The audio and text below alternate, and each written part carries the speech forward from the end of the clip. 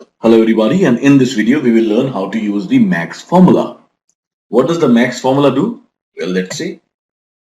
The max formula returns the largest value in our set of values. It ignores the logical values and text. So in case we want to find the largest value in this set, so we simply select it and close the bracket. So the answer is 85. If we want to find out the largest value in these two sets, when we select them, it is 88.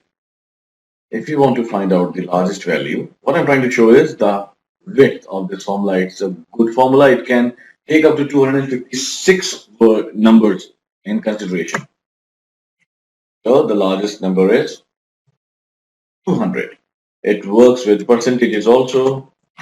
The max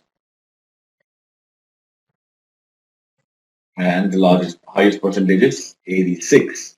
So this is how you use the max formula in Excel. See you in the next video.